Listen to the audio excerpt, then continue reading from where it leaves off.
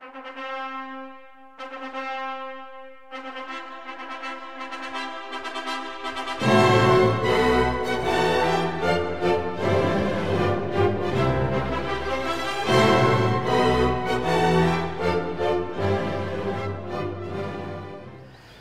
Lone, så sidder vi 100 km syd for Polarcirklen. Ja, og har været gennem et godt stykke af de 1000 søers land. Ja, det har vi. Siden den sidste film, hvor vi forlod Helsinki, der har vi oplevet rigtig meget. Skov og sø. Ja, og vi har kørt. Og der er mange myg. Vi har kørt mange kilometer allerede. Ja, op igennem Finland. Fra Helsinki, der tog vi hen til en lille by, der hed Porvoo. Og det er en lille by med nogle røde træhuse, som er de mest fotograferede huse i Finland. Efter at have kørt fra Helsinki, er vi nu kommet her til Porvoo, som ligger 50 km fra Helsinki. En gammel by med nogle maleriske røde huse, der ligger helt ud til kanalen. Så vi skal lige ind og kigge lidt nærmere på byen.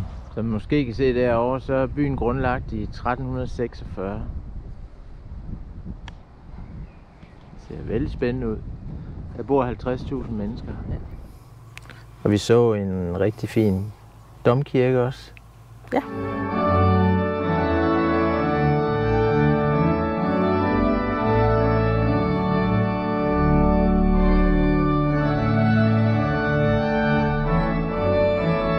Og så byen sådan generelt en gammel bydel og en ny bydel. Ja, det var hyggeligt at gå rundt der.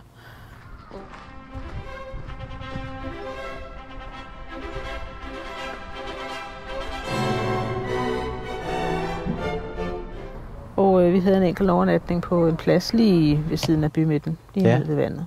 Så kørte vi videre. Op forbi Lahti. Ja. Og videre til... Ja, der var det blevet Sankt Hans aften. Ja, og så fandt vi en plads bag et ishus, hvor vi kunne holde helt nede til vandet. Og, Så er det Sankt Hans aften. Ja. Klokken den er 22. 22. Solen skinner. Og Lone har holdt en båltale på 1,5 time, så hun er ved at være færdig. Ja, vi er ved at være færdige. Vi har desværre ikke noget lejrbål i aften. Og vi er kun os selv. Men vi sidder altså her. Og nyder lige et glas rødvin. Og her holder vi så Sankt Hans aften. Kanten af en af de 1000 finske søer. Vi kan se derhen bagved, der er der en, der sikkert har været i sauna, der lige skulle ud og dyppe sig. Lone har simpelthen smidt strikketøj i dag. Og sidder bare og nyder det. Her i solen. Det er ikke så værst.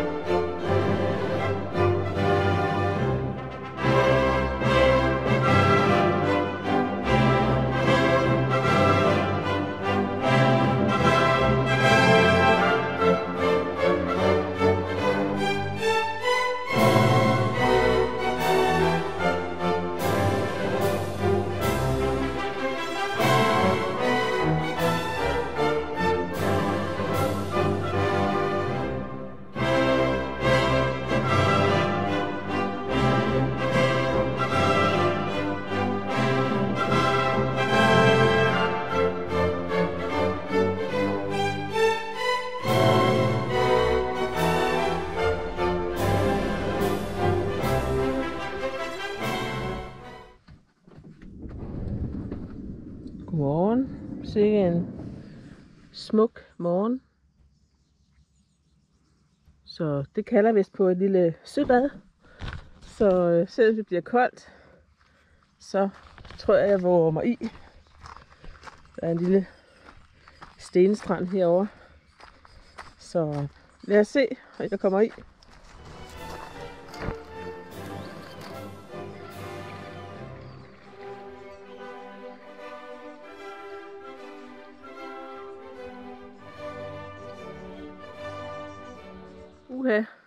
Det var koldt, men Du er i hvert fald frisk.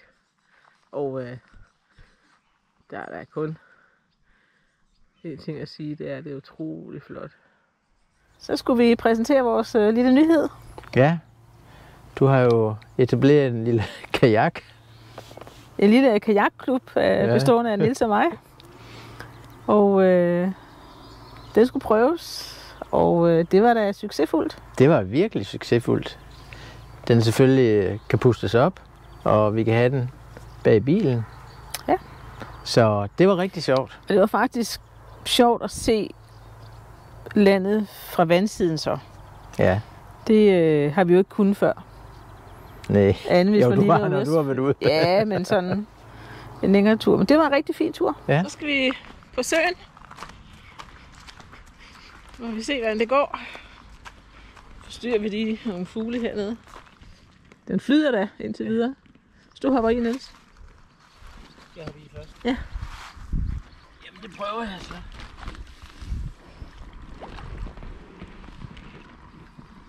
Så er vi kommet på vandet.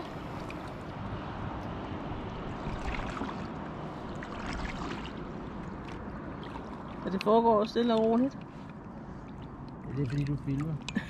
Jeg kan ikke styre her i fronten. Men jeg bliver næsten nødt til at sidde på grund af mine lange ben. Ja. Der er ikke så meget plads til det. Ja. Men så får jeg en ny rolle som styrmand. Så må jeg se, om jeg kan finde ud af det. Så sidder vi her med styrmanden og magten. Det er lige til at holde til. Selvom det kun er Lone, der padler, så går det meget hurtigt fremad.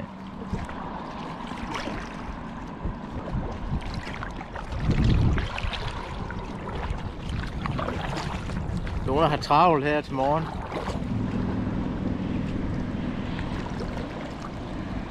Så kommer vi i land igen, og lige ved at få soltørret kajakken, inden den skal pakkes sammen. Lone, hun var meget elegant, da hun steg ud af kajakken. Fordi der satte hun sig simpelthen lige ned i vandet. Så hun benyttede sig lige chancen til at få en dukkert.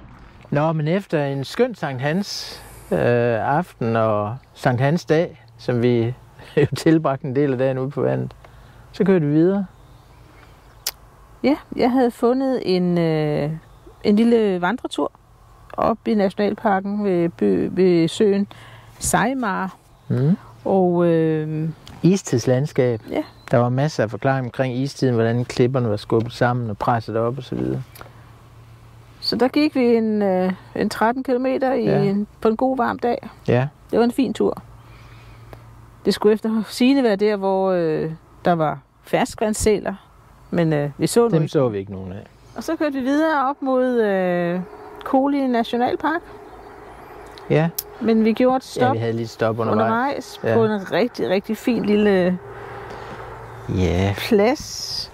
I udkanten af en by. I udkanten af en lille by, hvor ja. der var noget bådelav og noget, og der var en parkeringsplads, og der måtte vi gerne holde. Lige ned til vandet. Så der havde vi også sådan en vandkantsovernatning. Ja. Så er der ved at være aftensmad. Og vi har lavet noget lasagne her af en rest kødsovs, og brugt almindelige pinde til i stedet for lasagneplader. Så nu skal vi have noget mad. Vi sætter os udenfor og spiser, for det er rigtig, rigtig godt vejr. Så det er der serveret her. Tak. Ej, det ser dejligt ud. Og vi har fine tilskuere til middagen. 6 gæs, 2 fiskere og en lille robåd derovre.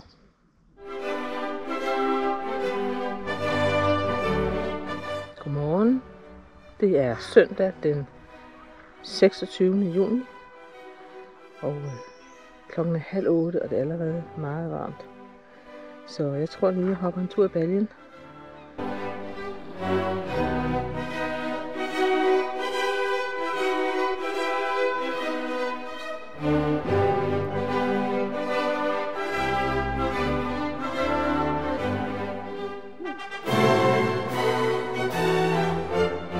Men vi skulle se flere nationalparker, eller?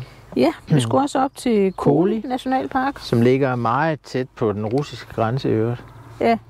Og der ligger en kæmpe sø. Og ved den sø, der fandt vi en lille campingplads. rigtig, rigtig charmerende lille plads.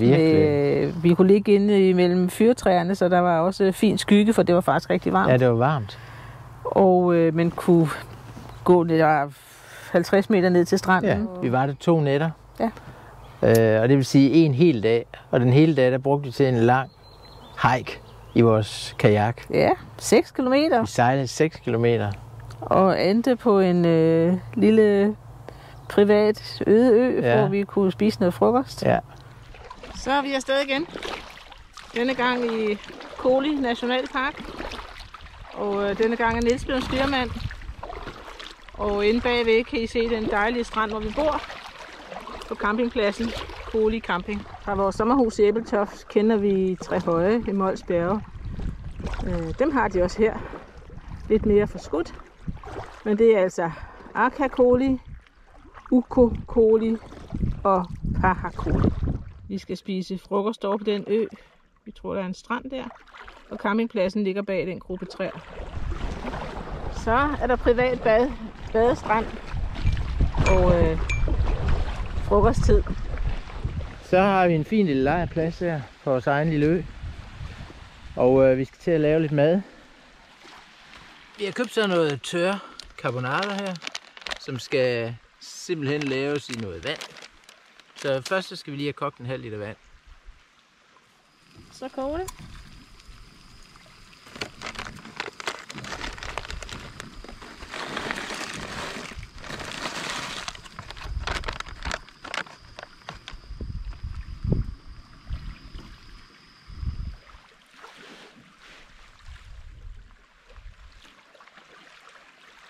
Så er der den fineste carbonara.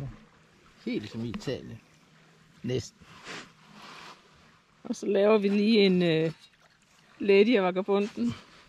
Vi er jo 2 på tur. Så den er der. Og så 2 skeer. Så kan vi spise.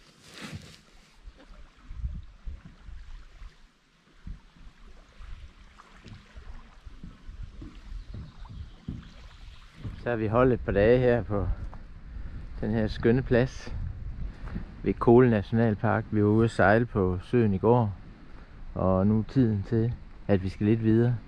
Men det er sådan en rigtig fin campingplads. Der er masser af fluer, masser af myg, men ellers så ligger den jo skønt. Og vi har holdt her. Og som I kan se, så inden vi kan køre, så skal vi lige have fældet det træ, der er vokset op her i løbet af de sidste par dage.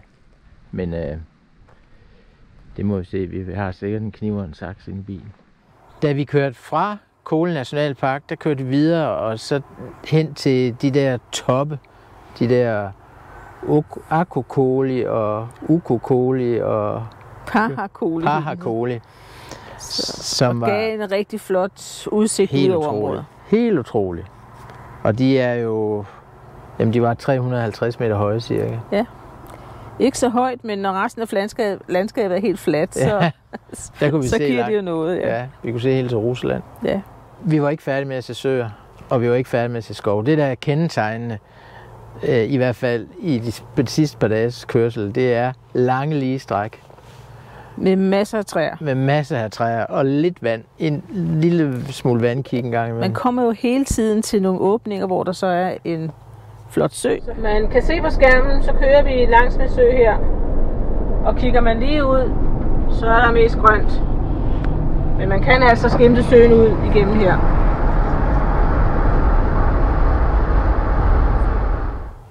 Og så kommer træerne igen, og så kører man lidt videre, og så kommer der en sø mere. Ja. Men på GPS'en, der, jamen, nogle stræk skulle vi køre i dag og i går 200-300 kilometer. Så står der, at så skal man dreje, og så når man er drejet, så skal man blive på den vej 94 kilometer. Ja. Og så skal man så dreje igen. Så det er nogle kæmpe stræk. Ja. Og vi har også lidt billeder af ude igennem forruden på, hvordan det ser ud. Så på den måde kan man sige, at uden at det skal overhovedet lyde negativt, for det er flot og storslået, men det er også lidt ensformigt, når man ruller mange kilometer. Altså, når man har siddet en time og kigget på træer med lidt blåt imellem, så har man set det, kan man sige.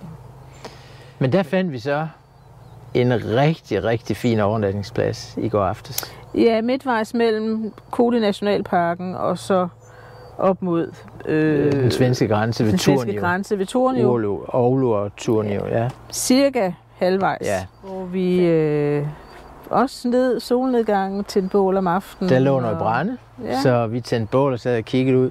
Og fra vores søn og hans kammerater fra Bornholm, der havde vi fået en rigtig fin flaske af deres eget producerede økologiske cider med. Og der tænkte vi, det var lige tiden at nyde den. Så og den var god. Den var god. Og det var en rigtig, rigtig hyggelig aften. Ja. Og så skulle vi til Tornio. Ja. Og det hænger lidt sammen med, at jeg havde en kollega, eller har en tidligere kollega, som er her i Finland. Og hun er født i Tornio og var hjemme og besøge hendes forældre. Og så da hun så, at på Facebook og så videre, at vi var i Finland, så tog hun kontakt til os. Og så mødtes vi i dag og havde en hyggelig dag. En hyggelig eftermiddag på konditori med kaffe og kage. Ja. Og hvor hun blandt andet viste hendes fødekirke, eller der hvor hun både blev døbt og konfirmeret og gift. Ja. En gammel trækirke fra 1686. Virkelig flot. Den var meget flot. Ja, helt utroligt flot. Kirken her, trækirken, er fra 1686 og dufter virkelig af tjære. Sanna, hun fortæller, at hun er både døbt, konfirmeret og gift her i den her kirke. Hun bor nu i Helsinki, hvor hun arbejder, og hendes mor er desværre død her i foråret, og hun ligger begravet her på den her kirkegård. Sanne, hun forklarer lige kirkeguiden, hvem vi er, men det er en helt fantastisk trækirke. Den unge pige har lige givet os historien. Som sagt er den fra 1687, og den er stået, der blev bygget ind i 1686 som brændte, og så er den her, den er så fra 1687, og har stået lige siden. Der er 3 kupler, og 4 er der faktisk. Og det er helt specielt, dem der, de er malet. Og de er malet med naturlig maling. Blandt andet blod, som er en rød farve, men det er noget svært at se herinde, men der er lidt rødt.